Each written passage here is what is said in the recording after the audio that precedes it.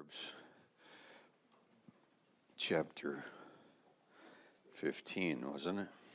15. Character. Wow. Character. Do you know there's a character crisis in our country? You know, there really is. How would you find a good woman to marry? Joe, how would you find a good woman to marry? Good. It's good. Yes. Faith in God. Go to the church. Pray, go to the church, but you can hang out. I mean, not everybody in the church has got character, but it's a possibility.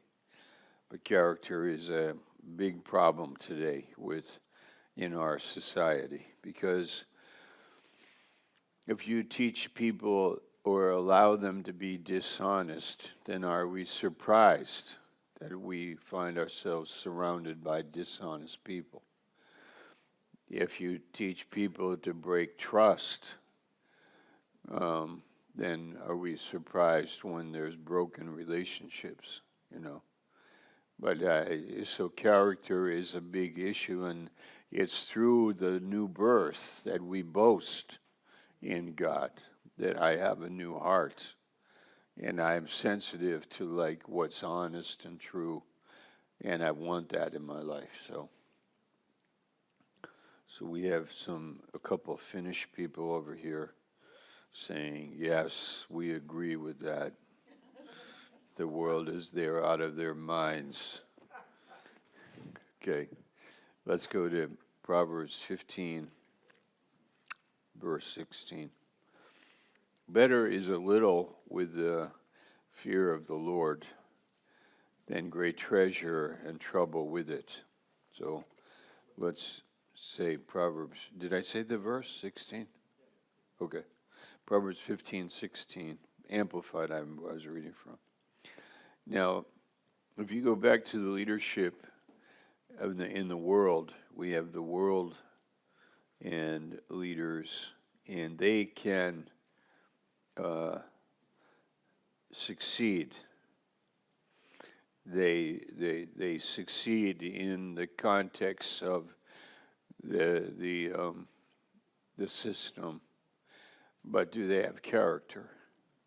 They might be very talented in making money, running an organization. They might be very talented, but do they have character? You see it in the professions too. Like, you could have a doctor, he could be very good, but he could also be immoral. A lawyer could be very good, but he could also be dishonest. A politician could be good in making decisions, but he could be really wrong in a moral way. So that means that you could have a spiritual leadership, and he could be a spiritual man, but he could also be not have any money, but he could have money. He could be not very famous, but he could be. But he could be not successful, but he could be successful before God.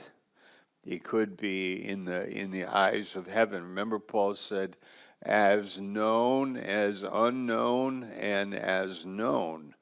2 Corinthians 6, we have that he gives a great list. Is known, and I don't know where maybe verse 5 in that area, in that text.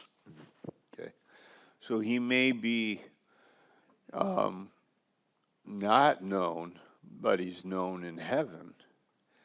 But he might not be very good at something, but he has character. So I would rather have a man who has character, but has little. Look at the proverb again, 15:16. Better is a little with the fear of the Lord than great treasure, but the guy has The guy is immoral. The guy is dishonest sometimes, not all the time, but he will cheat a little bit and he will succeed at it. He will have great treasure. But what did it cost him to get the great treasure? He's dishonest. He doesn't have the character. So the writer is saying it's better to have the character to be a servant. You be a servant, there you have the character. But you may not be known, and you may not be rich, and you may not be successful, but you will be in another way before God. Isn't that correct? Okay, go to now the verse 17. Better is a dinner of vegetables and herbs where love is present than a fatted ox served with hatred. Now, maybe Pastor Ralph, you want to give a comment on this. We traveled together, Pastor Ralph and I. We're relatives, and I ride in the truck with him, and we talk a little bit. And I remember you telling me about you once went to a wedding in Florida, I think it was, with very rich people. Can you comment on that, but not bring you? You didn't mention names to me. You're very good at that, but just tell them about a fatted calf feast, but there's something inside the hearts of people there. It was a relative that was getting married in a certain part of Florida that's well known and very exclusive, or I would say exclusive. Okay. Which means the same thing. Yes. And there was a spirit there, very much of what you're talking about. It's very clear. It was people searching for people that, do I need to know you? Yes. Are you an important person? Do you have great wealth? Do you have great position? Do you have great associations? It was just very cloudy with that kind of spirit in there, and it was, to me, it was extremely claustrophobic. I mean, I was so glad to get the heck out of there. But it's interesting because it's so much of what the world holds up. Yes. As its prize. Yes. But then you go get it, and it's a really miserable situation. Yes, yes, yes. You know, it's like you come out of it, and we have the Lord, and we have the true Spirit, and I don't know. It's just an interesting concept of, we have the church, and we have freedom, and we have love, and we have the truth, and we have eternal life, and we have this, or the world has. This is the greatest thing that the world has to offer is this kind of backbiting. Do I even want to know you? I'm in the epitome of, position and families and wealth and business. Mm-hmm. And if you're not one of those, I don't even, I will dismiss you out of hand. Yes, yes, yes, yes. So, but the church is entirely. The church is different. Yeah. Thank you for sharing that. Did you get that?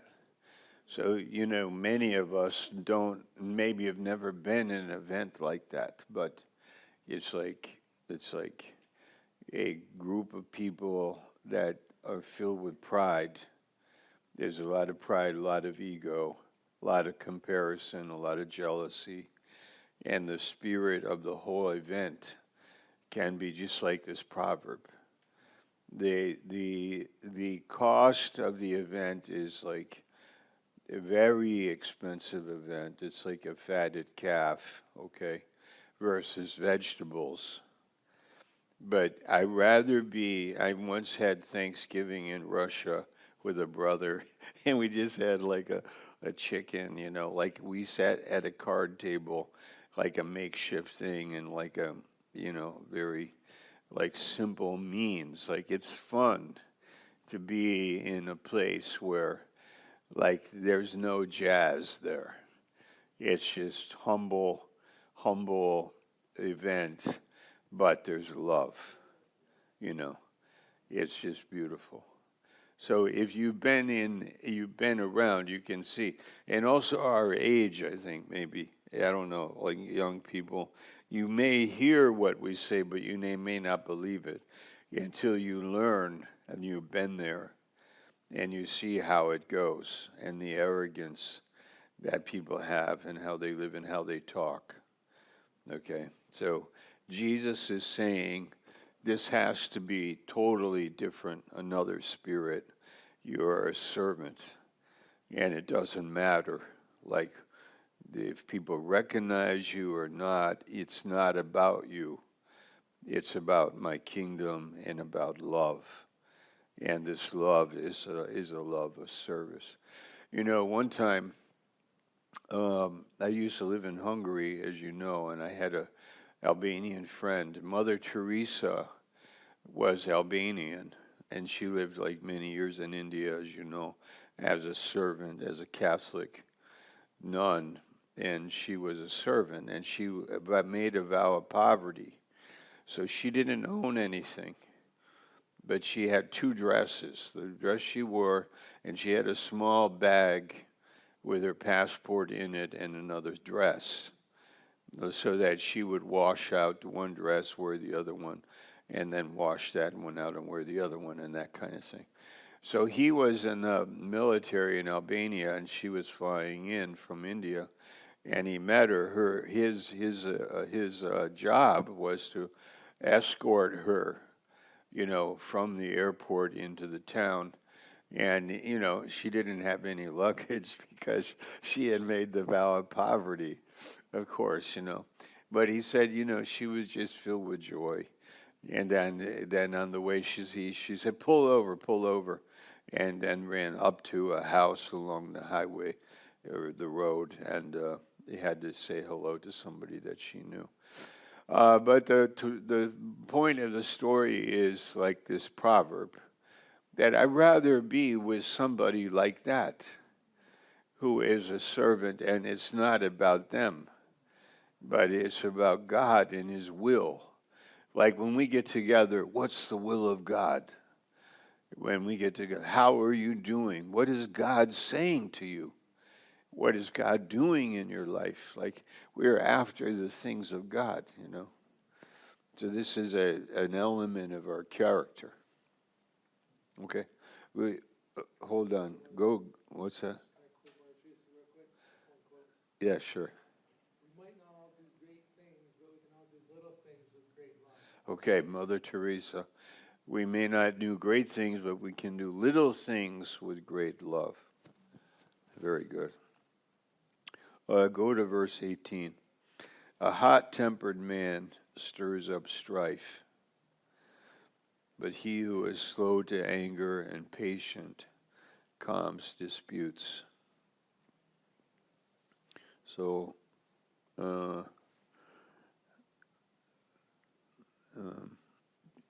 it raises the subject of leadership and our emotions.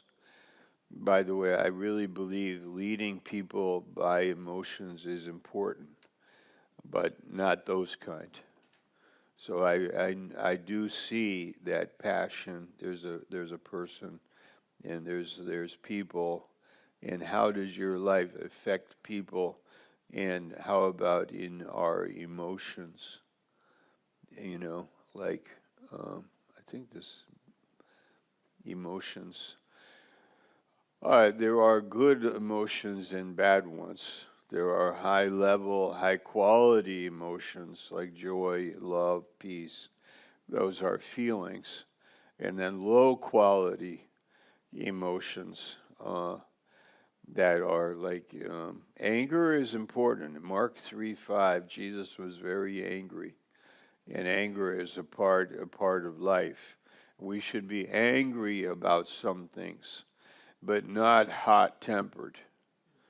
Don't let the sun go down on your wrath, Ephesians 4. But we should have passion about things when they are wrong. We should have a feeling about it. It's an important part of I don't really like it so much that we always say emotions are bad or don't be so emotional or that's it's okay, but it's not really fully the picture. Emotions are like really valuable part of life, and to be emotional is a good thing. I mean, they affect us. They are part of reading reality. When you find something that's pleasant, pleasurable, useful, valuable, you rejoice in it. You have rejoicing all the time, actually, it says. Rejoice always in Philippians chapter 4. Let's do one or two more. Verse 19. The way of the lazy is like a hedge of thorns. It pricks, lacerates, and entangles him. But the way of life of the upright is smooth and open like a highway. So we have another point here, and it is motivation. Here's a man with character. Character is worked in his heart. He has a new heart, and he has this love for God and love for truth. And he has motivation. So motivation is a big part of life because of our character. The working of Christ in our hearts. We are motivated people. And we're not lazy, okay? Lazy or slothful. And we know what that is. We have felt it, maybe. We get discouraged, not motivated. It's very easy to be maybe passive when I should be active, but also when we sleep and we rest, we are refreshed. We can shut down, turn it off, go to sleep. But the sleep restores us so that when we live, we are active. We can be motivated in our hearts to do something. That Jesus had his disciples and he commissioned them and he motivated them and he talked about it. Lift up your eyes, look on the fields. They are white, you know. So that's another theme there. Verse 19, the way of the lazy is like a hedge of thorns. It means people might think if I check out and I don't do anything, that's good. I can rest, I can sleep, I can be that way. No, it produces trouble. A hedge of thorns. It produces trouble. Psychologically, it produces trouble. I see problems everywhere. But if I was active or motivated by God with the character of God in my life, I might find the things that I should do, and I might be with the people that are like motivated, or I help motivate other people in the things that are important. Okay? And then the last one is verse 21. We can look at that. It's foolishness is joy to him who is without heart and lacks sense.